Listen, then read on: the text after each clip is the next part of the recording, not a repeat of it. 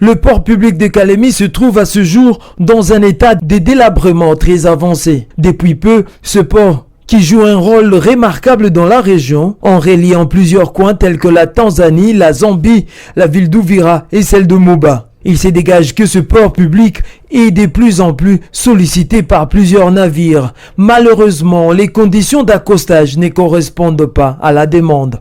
Hors caméra, un commandant d'un navire nous révélera que plusieurs bateaux en provenance de la Tanzanie et de la Zambie peinent à accoster faute d'espace. Sur place, les conditions de travail dans les installations portuaires sont déplorables. Un bateau pour accoster prend à peu près une semaine, nous révélera une source trouvée sur place. Les conditions de débarquement périlleuses à cause de l'avancée des eaux du lac. Les passerelles de fortune utilisées ne facilitent pas un déchargement rapide, une lenteur qui entraîne une pesanteur dans le trafic lacustre, malgré la multiplicité des services d'assiette qu'aux yeux des commerçants favorise la tracasserie, une situation qui d'ailleurs avait été décriée par le ministre de l'Intérieur en province lors de sa dernière visite de travail, accompagné du ministre provincial de Transport et les membres du Conseil de sécurité en province. Tout se détériore aux grandes dames de tous. Plus rien n'est amélioré. Même les voyageurs manquent d'endroits où se reposer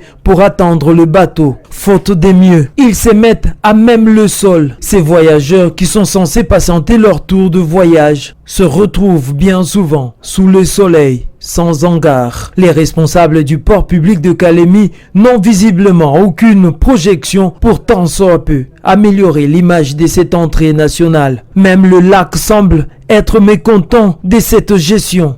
Les eaux du lac viennent de trouver l'entrée principale du port, rendant difficile le passage des gros camions chargés de marchandises. Pour les connaisseurs du lac Tanganyika, le mois de juillet pourrait être catastrophique pour le port public de Kalemi, car à cette période, les vents alizés se mêlent aux vagues et les rendent plus puissantes.